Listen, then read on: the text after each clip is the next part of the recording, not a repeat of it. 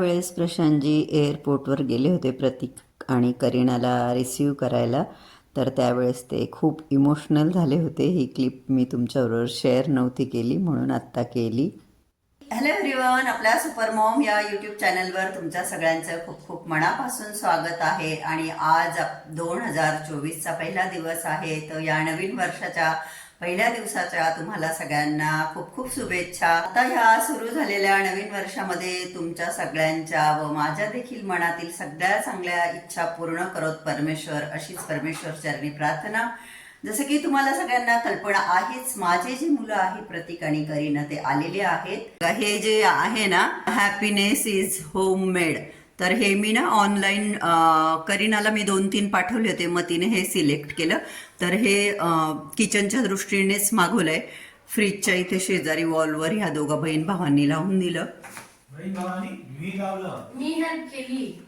Hello everyone, तुम्हाला सर्वांना happy new year. Happy new year तुम्हाला सगळ्यांना. कसे आहात तुम्ही?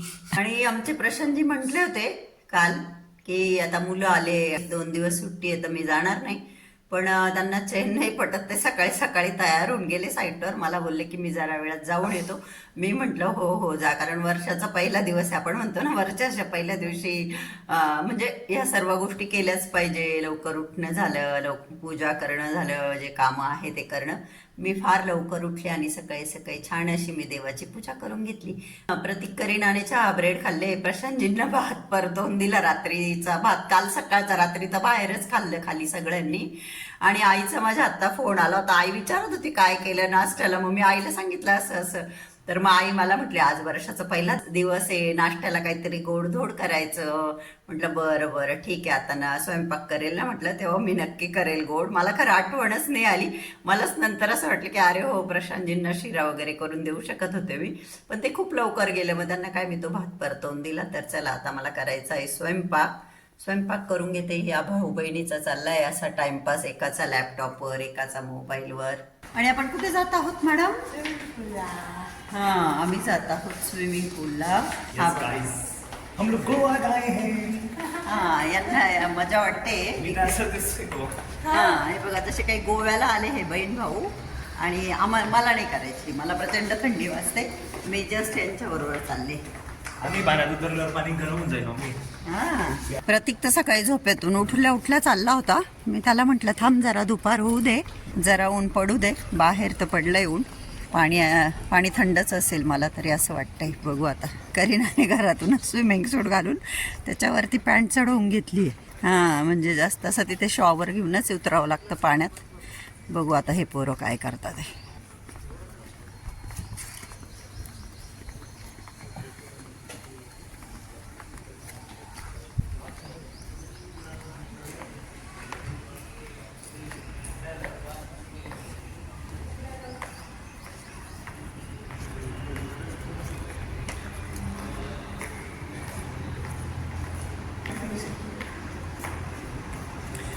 फुटवेअरमध्ये अलाउड आहे? कोणी आहे का? बापरे, कोणीच नाही आहे. आवाज कसला होतोय हा?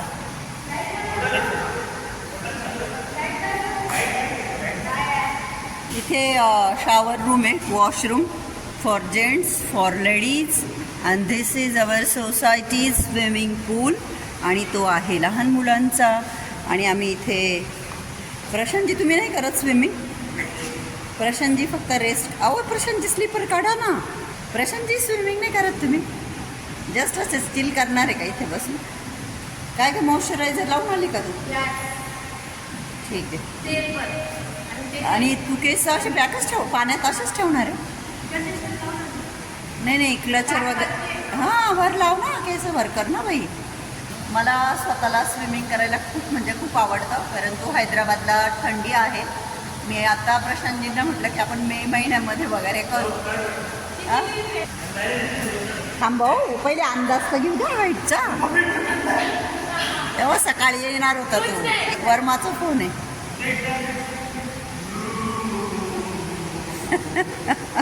सकाळी यायला निघालो होतं हे पोरगं 7 वाजता.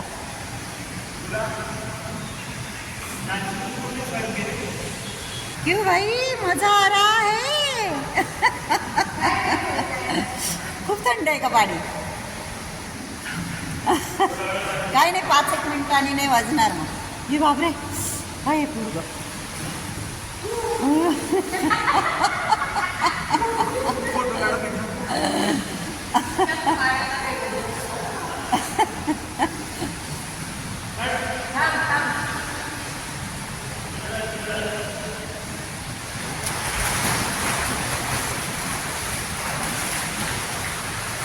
बाबा हाईट इकडे हाईट किती काय म्हणते जास्त करा. अच्छा काय हां, हळूहळू हळू जरा वेळ उभी राहा ना, जरा वेळ उभी राहा. चष्मा दे, थांबा. नाही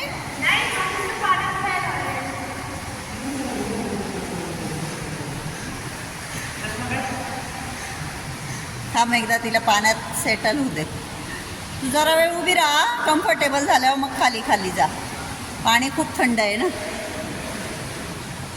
मुंबईवाले काहीच खूप थंडी आहे. खूप थंड आहे का पाणी? पण हात बापरे, बर्फासारखं पाणी डायरेक्ट. हां चल. अरे पाण्याच्या मध्ये करून राहिला आता हा स्विमिंग. पवार साहेब रेस्ट करून पोरांची मजा बघताय. पोरांना असं बघण्यात मजा वाटते, जसे काही आमचे छोटे छोटे बाळं स्विमिंग करताय असं आम्हाला छान वाटतं. 5 मिनटं आता थोडीशी हालचाल कर ना, मग नाही वाटणार थंड. एकदा अशी पूर्ण बुडून जा.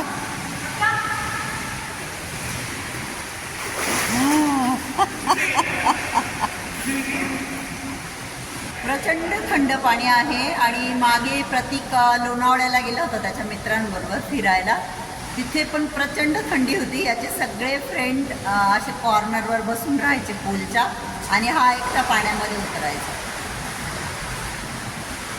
आत्ताही प्रचंड थंड पाणी. करीनाला नाही स्विमिंग, ती उतरली जास्त पाण्यामध्ये. प्रतीक करतोय. अंजलीने आता पूलमधील लाईट चालू केल्या, छान वाटतंय त्याच्यामुळे. थांबणार आहे तुम्ही पूलमध्ये 15 मिनटं का?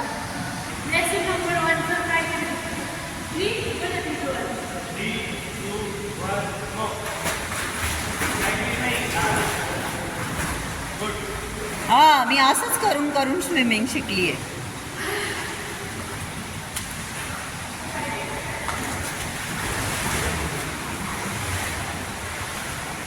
करीनाला येत नाही अजून. आता इथे 8 दिवस रोज येणार आहे ती स्विमिंग करायला, मग येईल तिला. हां हां चल.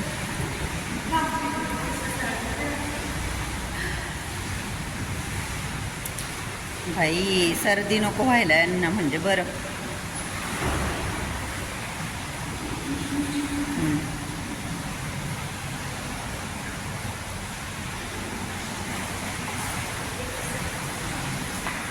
आमच्या स्विमिंग पूलवर स्विमिंग करून कसं वाटलं? छान वाटलं मला तुमच्या स्विमिंग पूलवर. छान वाटलं ना, किती भारी स्विमिंग पूल आमचा आहे ना. आता इथे राहतो तू. I wish. तुला कसं वाटलं दीदी? एकदम मजा आली मला. मजा आली ना. आणि आज वर्षाचा पहिला दिवस आहे, त्याच्यामुळे आम्ही जात आहोत. कुठे जात आहोत? मला काय माहिती. देवीच्या दर्शनाला. अच्छा. आम्ही नवरात्रामध्येही पहिल्या माळेला ज्या मंदिरात गेलो होतो, आणि आता मध्यंतरी पण गेलो होतो प्रशांतजी आणि मी. तर तेव्हा प्रशांतजींनी ठरवलं होतं प्रतीक आणि करीना आल्यावर त्यांना घेऊन जायचं मंदिरामध्ये देवी मातेच्या दर्शनाला.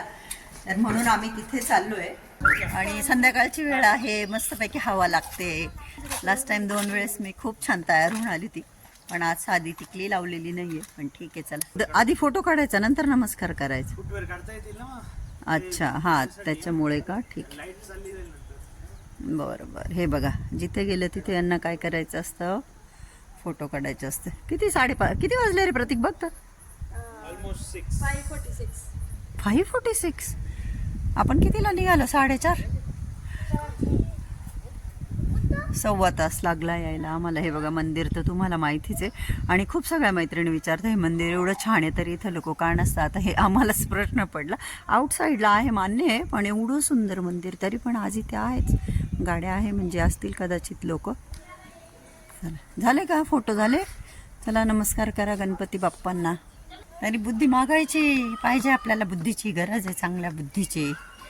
गणेशाकडे काय मागायचं असतं, बुद्धीचे देवता आहे, बुद्धी द्या.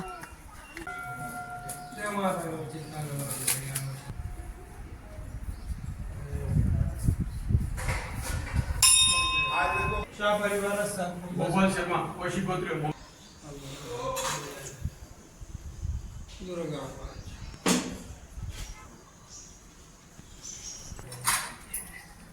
मंगलम पुंडरी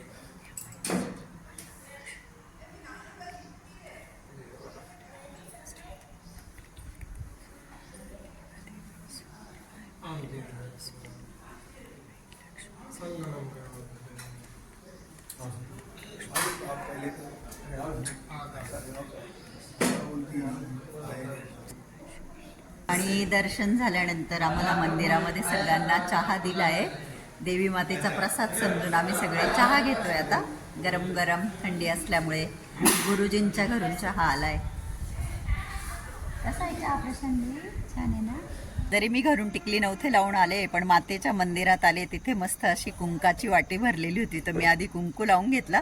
सिंह जिथे आहे, सिंहाच्या तिथेच कुंकवाची वाटी भरलेली होती, तर मी असं कपाळाला कुंकू लावून घेतलं आणि दर्शन घेतलं. हे मंदिर मी तुमच्याबरोबर बऱ्याचदा शेअर केलेलं आहे. आणि हे बघा, आमचे प्रत्येकचा नमस्कार करणं संपत नाही, तो खूप वेळ मनोभावे नमस्कार करत असतो. तर चला आता आम्ही निघलो. अंधार बराच झालाय. किती वाजले? किती छान चला आता आम्ही निघालो घरी जाण्यासाठी. आणि आता एक साधारण 15 मिनिटात आम्ही घरी पोहोचणार आहे. तरी ह्या प्रशांतजींनी चहा प्यायला काढलं. चहा आणि बनमस्क आणि जाफराणी चहामध्ये त्यांनी केसर टाकून दिलेलं आहे. अरे बाबा, आणि बराच फेमस असला पाहिजे करीना यांचा चहा. गर्दी बघ किती. आणि हे बघा, हे आहे माझा फेवरेट चहा सांडेल. मस्ती नाही का करू. हे बघा मैत्रिणींनो, तुम्हाला माहिती आहे मी आज उपवास, सोमवार माझा. मलाई मस्का आहे हा, मलाई मस्का आणि जाफराणी चहा. प्रशांतजी 1 मिनिट इकडं. आणि हे बघा लसूण 70 रुपये पाव, 80 रुपये पाव, 90 रुपये पाव, अशा वेगवेगळ्या कांद्यांच्या साईजला वेगवेगळा भाव लावला. आणि 100 रुपयाचे 3 किलो कांदे इथे घेतलेले आहे. म्हणजे धरून चला की 33 रुपये किलो. हैदराबादमध्ये कांद्यांचा तरी भाव आहे. महाराष्ट्रामध्ये कांद्यांचा काय भाव आहे तुम्ही मला कमेंट करून कळवा.